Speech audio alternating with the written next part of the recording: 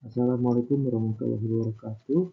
Perkenalkan kami dari kelompok 1 yang akan mempresentasikan proposal penelitian metode penelitian kuantitatif dengan judul pengaruh komunikasi interpersonal orang tua terhadap emosional anak pada TK Bahagia, Pangkal Pinang, Bangka Belitung. Dosen pengampu pada mata kuliah metode penelitian kuantitatif adalah Ibu Puji Haryanti, SSN Eko. Sedangkan kelompok 1 beranggotakan 5 orang, terdiri dari Atiyah Pustitia, Ferencia, Hendra Permana, Jessica Giovanni, Natalia Savitri, dan Siti Horia. Perkenalkan, nama saya Natalia Savitri. Saya akan menjelaskan dari bagian daftar isi.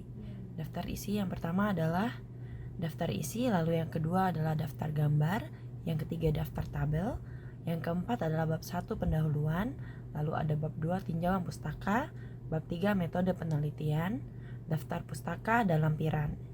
Selanjutnya, bab 1 pendahuluan. Latar belakang masalah pada proposal ini adalah pada sekolah TK Bahagia terdapat siswa dengan beragam karakter, perilaku, dan emosional. Hal tersebut dilatar belakangi oleh adanya peran orang tua dalam melakukan komunikasi interpersonal. Selanjutnya, perumusan masalah. Apakah komunikasi interpersonal orang tua mempengaruhi emosional anak pada sekolah TK Bahagia Pangkal Pinang, Bangka Belitung? Untuk tujuan penelitian ini, agar kita mengetahui pengaruh komunikasi interpersonal orang tua terhadap emosional anak pada sekolah TK Bahagia Pangkal Pinang, Bangka Belitung. Manfaat penelitian ini sendiri dari segi akademik, penelitian ini dapat bermanfaat bagi pengembangan ilmu pengetahuan dan referensi penelitian sejenis. Untuk manfaat praktisnya, penelitian ini dapat memberikan wawasan yang mendalam tentang bagaimana komunikasi antar pribadi orang tua dan anak dalam hal mempengaruhi perkembangan emosional anak. Lalu dari hasil pemahaman yang didapat dari penelitian, dapat dikembangkan usulan atas strategi dan intervensi yang dapat meningkatkan kualitas hubungan antara orang tua dan anak. Selanjutnya, penelitian ini juga dapat memberikan pandangan yang bermanfaat mengenai keterampilan komunikasi yang efektif antara orang tua dan anak. Selanjutnya akan dijelaskan oleh rekan saya, Tia. Saya Atiyah Istitia. Dalam presentasi kali ini, saya akan menjelaskan tentang landasan teori. Terdapat beberapa poin di dalam slide ini. Yang pertama ada kajian teori, ada keterkaitan antar variabel, ada kerangka penelitian, dan ada hipotesis.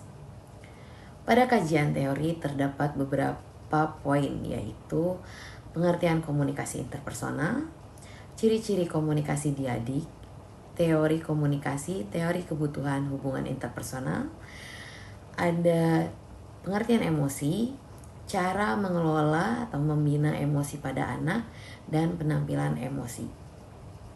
Selanjutnya terdapat 2 poin pada keterkaitan antar variabel.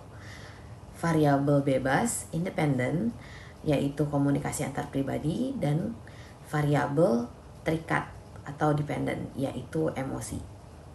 Pada kerangka penelitian, komunikasi antar pribadi digambarkan dengan variabel X, yaitu variabel bebas, dan emosi digambarkan dengan variabel Y, yaitu variabel terikat. Selanjutnya, pada hipotesis terdapat 2 poin. Ada H kosong, yang artinya tidak terdapat pengaruh antara komunikasi antar pribadi orang tua terhadap emosional anak, dan H1, yang artinya terdapat pengaruh antara komunikasi antar pribadi orang tua terhadap emosional anak. Perkenalkan, saya Siti Hoiriah yang akan melanjutkan presentasi kelompok kami. Bab 3, metode penelitian.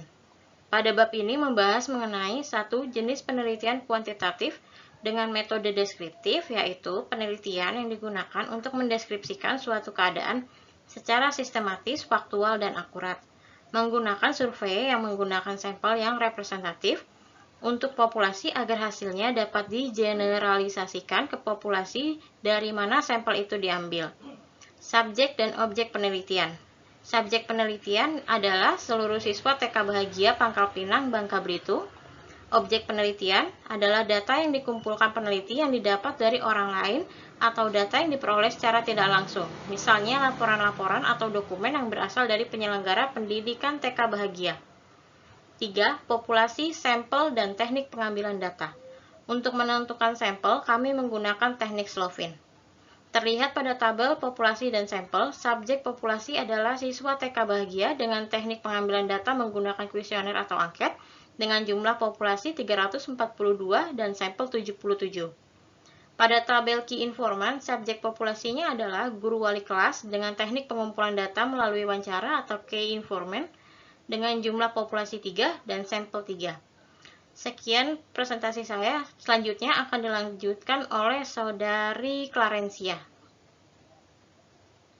Perkenalkan, nama saya Clarencia. Saya akan melanjutkan presentasi dari kelompok kami mengenai definisi operasional. Dapat dilihat ada tabel di sebelah kiri, terdapat variabel penelitian.